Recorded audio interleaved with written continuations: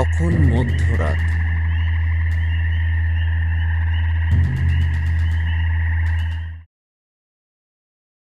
রিক তখন গভীর ঘুমের ঘোরে আচ্ছন্ন। ঠিক তখনই রিকের কানের কাছে এক কর্কশ কণ্ঠ ফিসফিস করে উঠল। জল দাও, জল। অন্ধকারের মধ্যে রিক একটি ছোট আকারের মনুষ্য মূর্তি আবিষ্কার করল।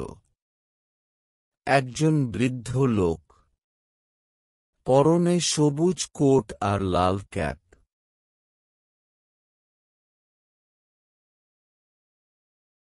বৃদ্ধ লোকটি বলে উঠল, আমি তৃষ্ণার্ত, খুবই জলের তেষ্টা পেয়েছে।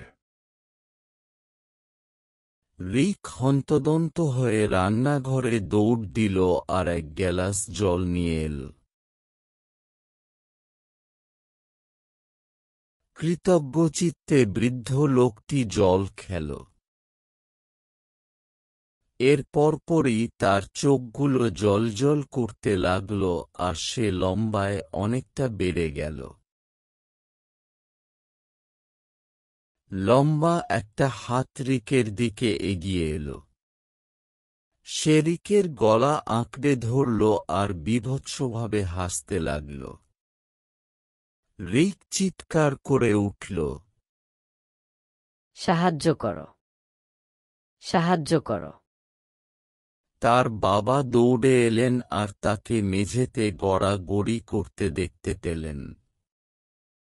তার বাবা বললেন, কি হয়েছে? রিক হাঁপাতে হাঁপাতে বলল, ওই বৃদ্ধ লোকটি। রিক দেখতে পেল রুমে তার বাবা ছাড়া আর কেউই নেই। জলের গ্লাসটা টেবিলের ওপর এমনভাবে পড়ে রয়েছে যেন ওটা কেউই স্পর্শ করেনি।